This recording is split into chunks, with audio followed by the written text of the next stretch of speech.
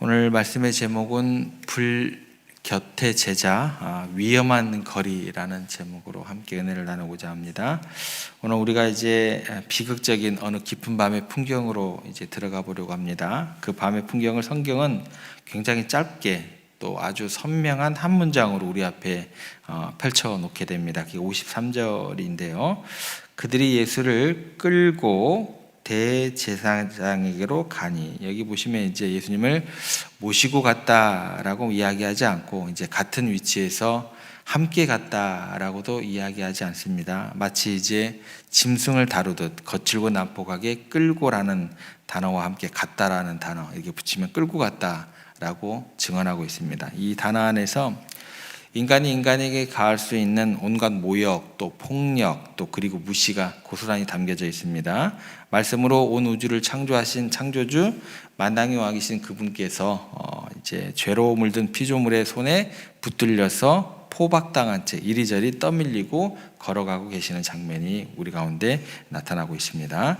한 인격체로서의 존중이라고는 털끝만도 찾아볼 수 없는 가장 수치스러운 모습이 등장하게 됩니다. 주님께서 왜 이 길을 걸어가셨는가 여러분들께서 너무나 잘 아시죠? 우리의 죄 때문에 이 모든 굴욕을 묵묵히 감당하고 계시는 것, 하나님을 등지고 멀리 달아나버린 우리를 다시 아버지 품으로 이끌기 위해서 대신 주님께서 죄의 자리로 끌려가고 계시는 것이다라는 것입니다. 그렇게 끌려가신 곳이 어디라고 나오냐면 대제사장의 집이다라고 나옵니다. 그리고 그곳은 이미 이제 대제사장들과 장로들과 또 서기관들, 당대 이스라엘의 모든 종교 지도자들이 서슬퍼른 눈빛으로 그분을 기다리고 있었습니다. 이제 한번 생각해 봐야겠습니다. 어떻게 한밤중에 이 모든 최고 지도자들이 이렇게 신속하고 일사불란하게 한자리에 모일 수 있었을까요? 우연이 아닙니다. 모든 것이 사전에 치밀하게 계획된 명백한 불법 재판이 예정돼 있는 거죠. 잠시 이 재판이 왜 불법이 되는지 우리가 알고 넘어갈 필요가 있습니다. 당시 유대인들에게는 두 종류의 율법이 있었습니다. 하나는 여러분들이 아는 것처럼 성경, 즉 기록된 율법입니다. 그리고 또 하나는 그 기록된 율법을 일상생활에서 어떻게 적용할지 수백 년간 선생님이 제자에게 입으로 가르쳐온 구전 율법이 있었다라는 거죠. 예를 들어서 이제 안식일을 지키라라는 율법이 있다고 한다면 구전 율법은 뭐예요? 안식일에 정확히 무엇을 하면 안 되는지 아주 세세하게 정해놓은 생활 지침서와 같다라고 이해를 하시면 됩니다. 그리고 훗날 이 중요한 구전 율법들을 모아가지고 책으로 엮은 것이 미슈나라고 이야기를 합니다. 그런데 바로 그들이 목숨처럼 지키던 그 미슈나에 따르면 생명이 달린 재판은요 결코 밤에 열 수가 없었습니다.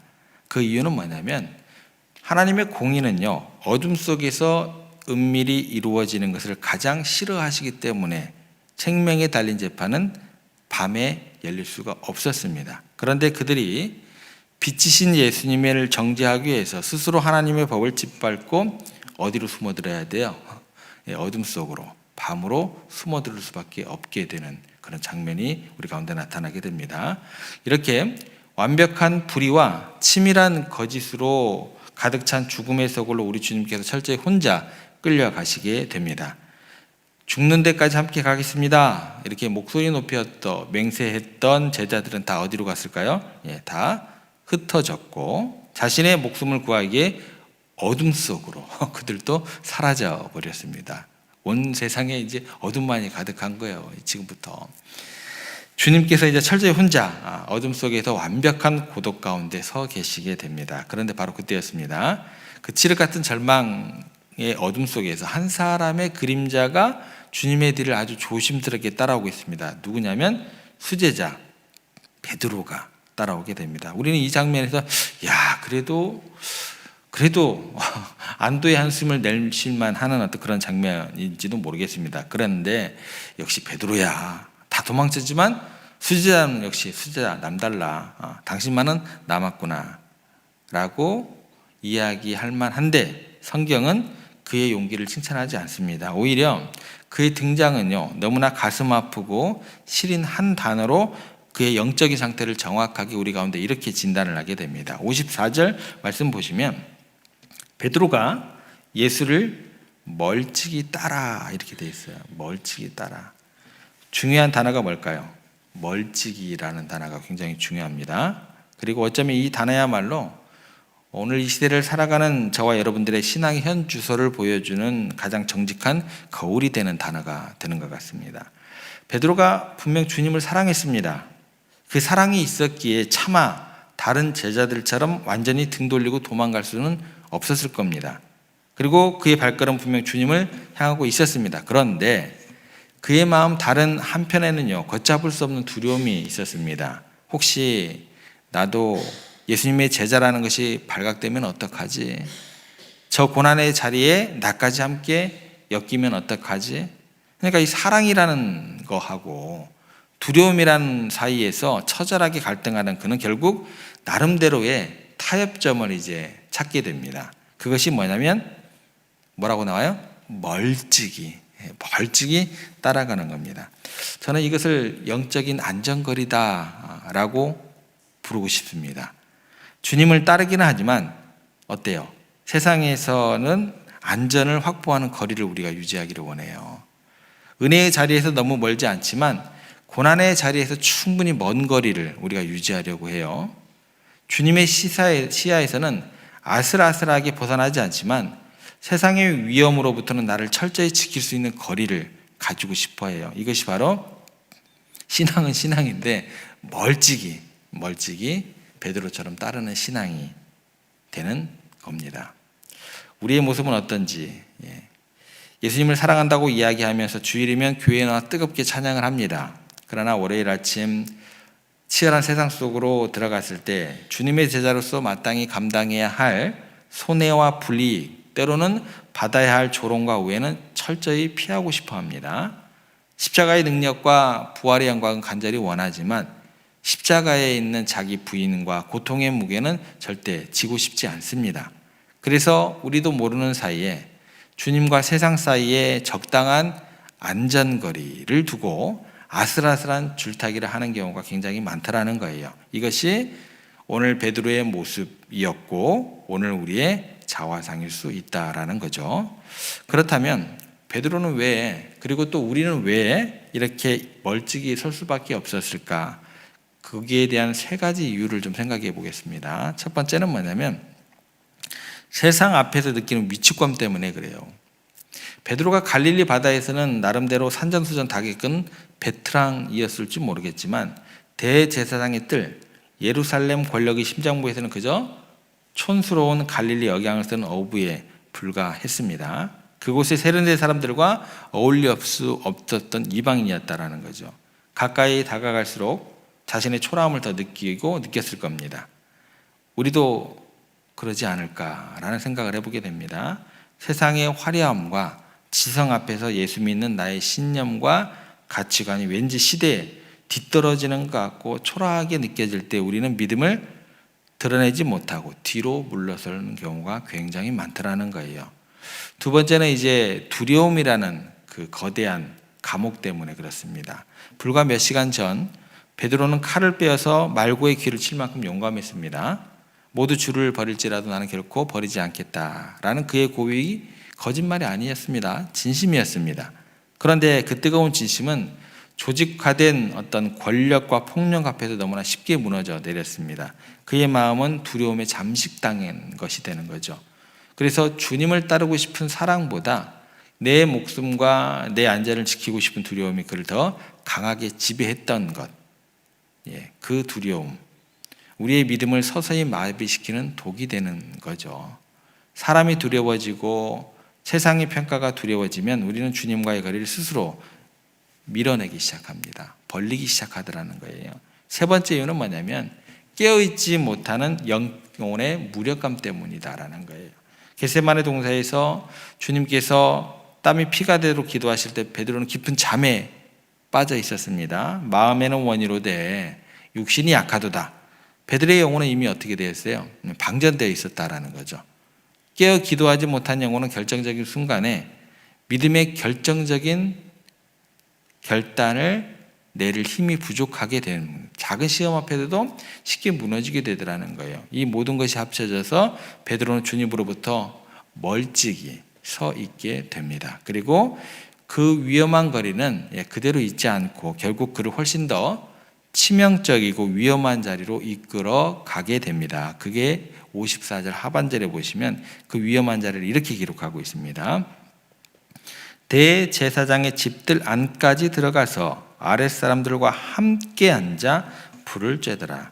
그날 밤 예루살렘의 공기가 꽤 쌀쌀했을 것 같습니다. 분명 베드로는 추위를 느꼈을 겁니다. 그러나 정말로 그를 떨게 만들었던 것은 몸의 추위가 아닐 겁니다. 생명의 근원 되시고 사랑의 온기 그 자체이신 주님으로부터 거리가 멀어지자 그의 영혼 가장 깊은 곳에서부터 맹렬한 한기가 몰아치기 시작했던 겁니다. 여러분들 경험 있으실 거예요. 여러분들 젊으셨을 때 북치고 그 추운 겨울날을 눈빛을 헤치고 와서 부흥회 하셨을 때 그때 난로 하나 가지고 전 교회가 후끈후끈 달아올랐던 것.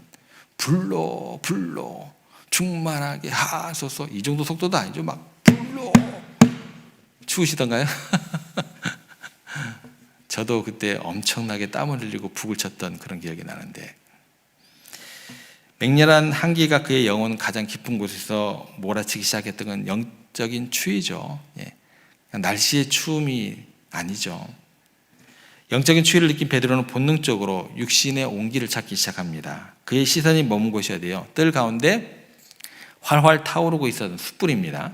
그리고 그 불주에는 바로 조금 전 자신의 선생님을 잡아온 무리들, 대제사장들의 하인들과 군병들이 몸을 녹이고 앉아 있었습니다. 그들은 예수님을 대적하는 사람들이었습니다. 그런데 베드로는 잠시의 주저함도 없이 그들 틈으로 스며들기 시작합니다. 그리고 성경은 그거를 의미심장하게 다음과 같이 기록합니다. 함께 앉아 불을 쬐더라. 주님은 저 안에서 홀로 불의한 신문을 받고 계시는데 수제자는 밖에서 원수들과 함께 앉아 같은 불을 쬐며 같은 온기를 나누고 있습니다. 주님과의 영적인 거리가 결국 세상과의 물리적인 거리를 어떻게 해요? 허물어 버린 거예요. 더 가깝게 나아가도록 만들었습니다. 사랑하는 성도 여러분, 세상에 주는 불은요, 따뜻해 보이는 건 맞습니다. 세상에 주는 인정, 세상에 주는 안정감, 세상에 주는 위로, 광야 같은 인생길에서 추위에 따른 우리의 지친 육신을 금방이라도 녹여줄 것처럼 매력적이긴 합니다. 그런데요, 공짜가 없어요. 세상 불은 결코 공짜가 아닙니다. 그 불 곁에 앉기 위해서 반드시 치러야 할 대가가 있습니다. 그것은 뭐예요? 자기 부인이 아니라 자기 정체성의 부인을 하게 되는 값어치를 치르게 됩니다. 그것은 내가 누구인지 숨겨야 하는 것이 됩니다. 그들과 같아지게 됩니다. 그들의 냉소적인 농담에 함께 웃어주어야 되고 그들의 세상적인 가치관에 동조하는 척 해야 하는 모습으로 나타나게 됩니다. 그래서 예수님의 제자라는 이름표는 잠시 주머니 깊숙이 감추어야만 그 온기를 누릴 수 있게 됩니다. 결국 이 숯불은 베드로에게 잠깐의 따뜻함을 주었을지 모르겠지만 그의 영혼을 살리는 생명의 불이 아니라 그의 믿음을 남김없이 불태워버리고 주님을 3번이나 저주하고 부인하게 만드는 심판의 불씨요, 저주의 불씨가 되고 말았습니다. 사랑하는 성도 여러분, 오늘 베드로의 모습은 거울처럼 우리의 모습을 비추고 있습니다. 주님과의 위험한 거리는 반드시 영적인 추위를 우리 가운데 가져오게 됩니다. 그리고 그 영적인 추위는 우리를 세상에 피워놓은 위험한 온기로 이끌어 갑니다. 그리고 그 세상의 불이 있는 자리는 결국 우리의 믿음을 배신하게 만드는 실패와 절망의 자리가 될 수밖에 없습니다. 오늘 이 시간 주님께서 저와 여러분들의 마음 문을 두드리시면서 이렇게 물으십니다. 너는 지금 어디에 서 있느냐? 혹시 나를 멀찍이 떠나서 세상의 불볕을 기웃거리며 영적인 추위를 달래고 있지는 않느냐? 우리의 연약함이 베드로와 조금도 다르지 않습니다. 두려움도 많고 넘어지기 일쑤입니다. 그런데 감사한 것은 오늘 이 이야기가 베드로 이야기의 끝이 아닙니다. 이 처절한 실패의 밤이 지나면 부활하신 주님께서 갈릴리 바닷가에 또 다른 사랑의 불을 피워놓으시고 상처 입은 베드로를 기다려 주실 겁니다. 다른 불이죠. 그리고 책망이 아닌 사랑으로 물으십니다. 요한의 아들 시몬아, 네가 나를 사랑하느냐? 실패의 자리였던 숯불곁을 회복과 사명의 자리인 사랑의 숯불곁으로 바꾸어 주시는 분이 바로 우리가 믿고 따르는 우리의 주님이 되십니다. 오늘 이 아침 이 주님의 사랑을 의지하고 우리 함께 결단했으면 좋겠습니다. 혹시 우리가 머물고 있는 세상의 불꽃을 박타고 일어나는 우리가 되기를 원합니다.